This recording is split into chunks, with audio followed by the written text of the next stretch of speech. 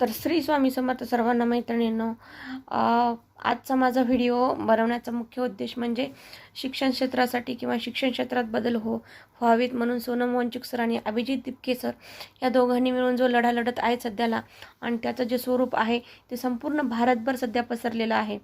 तर तुम्ही आता न्यूज चॅनलवर किंवा यूट्यूबवर वगैरे इंस्टाग्रामवर वगैरे बघतच असणार की त्यांचा जे लढा आहे तो आता मोठा होत चाललेला आहे.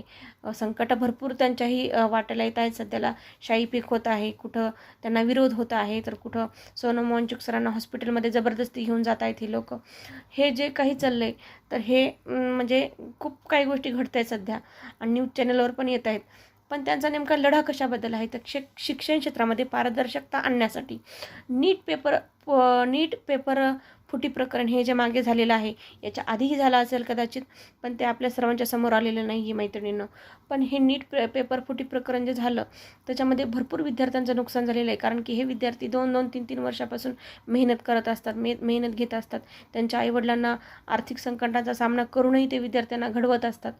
तर काही लोकांच्या चुकींमुळं, पेपर फुटी प्रकरणामुळं त्यांना संकटांना सामोरं जावं लागते. काही तर विद्यार्थी तणावामध्ये येऊन आत्महत्या पण करतात. तर ह्या गोष्टी पेपर फुटी प्रकरण असो, TET पेपर फुटी प्रकरण असो, कुठल्याही पेपर फुटी प्रकरण असो, विद्यार्थ्यांवर होणारा अन्याय ह्याला वाचा फोडण्यासाठी सध्या सोनम वांचुक सरांनी जे काही पाऊल उचललेलं आहे त्या आपण सोनम वांचुक सरांना सर्वांनी आपण पाठिंबा दिला पाहिजे मैत्रिणींनो.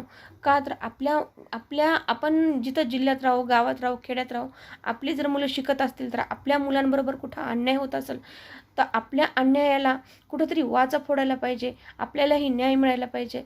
त्यामुळं सोनम वांचुक सर असो की अभिजित दिपके सर असो, आपण ह्यांना सपोर्ट जर केला तर नक्कीच सरकार आपल्या मागण्या पूर्ण करेल आणि कुठंतरी शिक्षण क्षेत्रात पारदर्शकता येईल आणि मुलांचं उज्ज्वल भवितव्य घडण्यासाठी त्याला भरपूर मदत होणार आहे.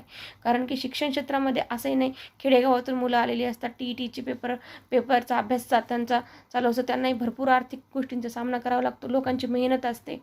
आणि खरं सांगायचं म्हणजे तर काही विद्यार्थ्यांची परिस्थिती नसताना सुद्धा त्यांचे आईवडील त्यांना कर्ज काढून शिक्षणासाठी पैसे दिलेले असतात.